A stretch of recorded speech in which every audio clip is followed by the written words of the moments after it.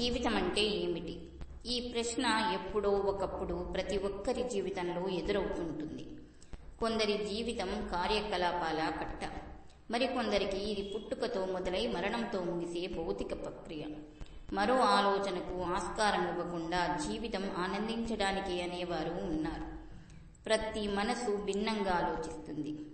ఆందోళనలకు కారణం ఏమిటంటే నేడు సమస్యలని ఎదుర్కొంటున్న వారి సంఖ్య పెరిగిపోతుంది.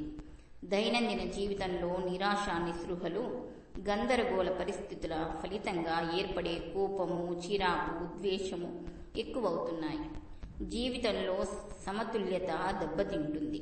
మనశ్శాంతి కరువవుతుంది. సంతృప్తిని కలిగించే మార్గాల కోసం, సమాధానాల కోసం వెతుక్కుంటున్నారు అనేక మంది. జన్మించినప్పుడు శిశువు నుంచి వచ్చే మొదటి శబ్దం ఏడుపు అని అందరికీ తెలుసు. ఆ ఏడుపు తొలి శ్వాస తీసుకొని జీవించడానికి దోహదపడుతుంది. కానీ ఆధ్యాత్మికంగా ఆ ఏడుపు తల్లి గర్భంలో బొడ్డుతాడులో ఉండే ఆ సర్వశక్తిమంతుడి నుంచి విడిపోవడం అనే జ్ఞానం నుంచి వచ్చింది. చిత్రం, ఆ ఏడుపు జీవితాంతం మనిషిని అంటిపెట్టుకునే ఉంటుంది. జీవితంలో ప్రతి మనిషి బాల్యం నుంచి వివిధ ఒత్తిళ్లకు గురవుతాడు. ఆ ఆటంకాలను అధిగమించడానికి నిరంతరము పోరాడుతుంటాడు.